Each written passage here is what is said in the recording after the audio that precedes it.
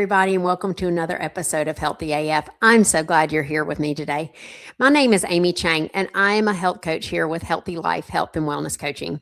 Today's theme is spirituality for the whole month of April. I love talking about spirituality in behavioral change. It makes a big difference in our level of resilience and our level of motivation. And I think it's a common thing to overlook when we start talking about behavioral change. Most of us want to talk about like how much willpower do we have? How much discipline do I have? But those things are likely when we are in control and in charge of life.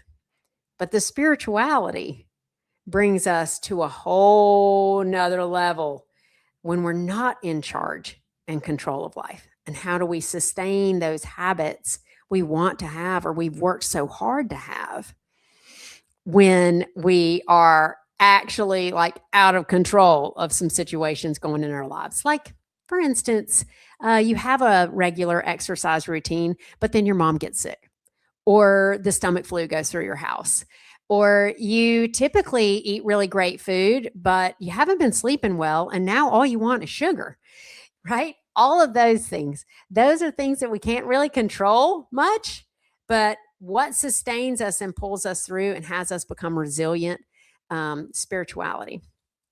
So let's do a very specific example. I had a client this week, and she is a perfect example of most of my clients and myself, actually. So I think you'll be able to relate. Listen in and see. She is trying to make one behavioral change, just one. Her behavioral change is getting up in the mornings and exercising before work. It's just one change. And she's been missing the mark. It's been really hard for her to actually accomplish. I'm going to get up in the mornings and work out before work. She knows she wants to do it, but she just can't quite get it done. And so we peeled back, as we do in health coaching and as we have done in health coaching. Well, what would have to happen for you to be able to get up and do that exercise before work?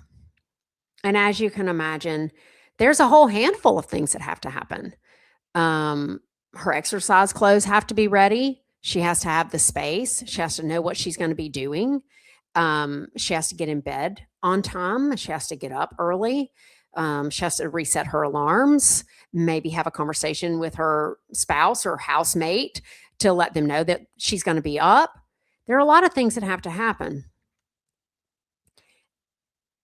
And she, like many of us, was perplexed as to why this one simple thing wasn't happening.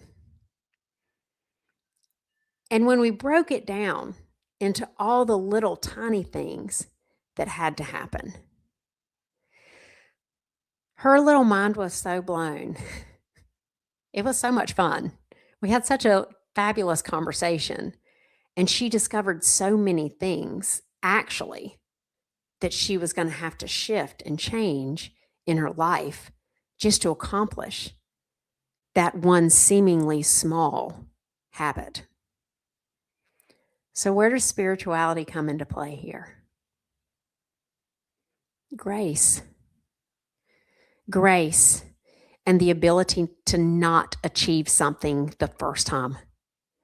The ability to let go of how you think it should be, or how you think you should be, or how you think it should be so simple, or how you think that like if you just pushed a little harder, it would happen.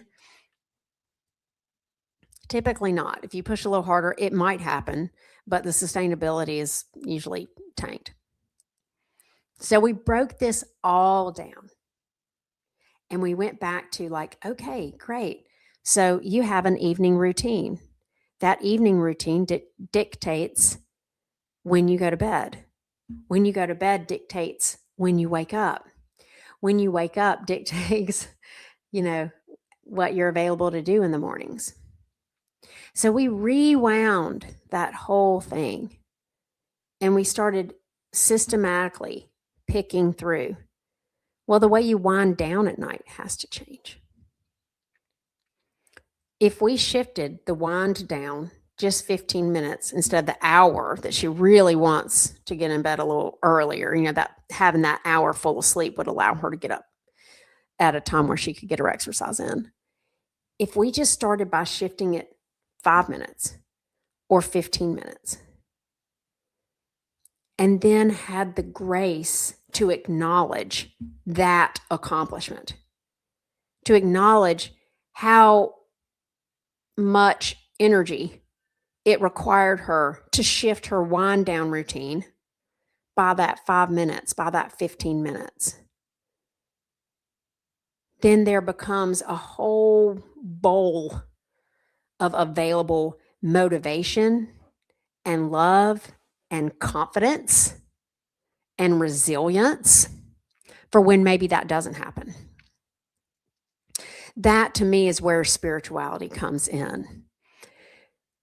And let's talk specifically about spirituality for a half a shake. Spirituality is not religion. Spirituality doesn't really come with a set of rules, which means it doesn't come with a set of shoulds. And it doesn't come with a set of judgments. This is bad and this is good and this is bad. You shouldn't do this and you should do that. Spirituality is spacious. Spirituality, because of its definition of connectedness and oneness, is more loving and open and accepting. So maybe if we use those words when we talk about how your spirituality impacts one behavioral change,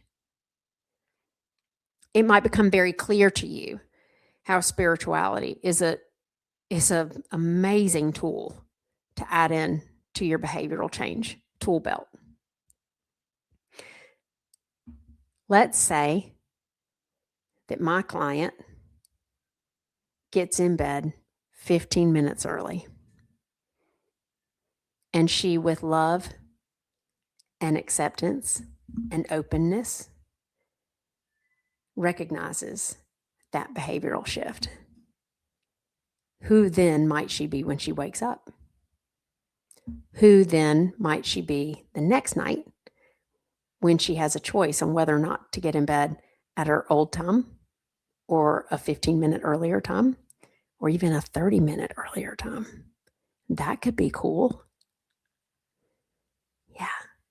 This is how we utilize spirituality inside our behavioral changes. I'd like to ask you, where do you see in your own life that a little bit of spaciousness and love and acceptance and acknowledgement could shift who you are for yourself when you wake up the next day? Hey, remember that you are so loved and that you are so completely overflowing and covered in grace. Don't forget that today. And don't forget to tune in next week. Next week, we're going to talk about practicing spirituality, because if we don't practice it, it is not a tool that we can whip out of our back pocket. I will see you then, and subscribe and like and share. Healthy AF. See ya.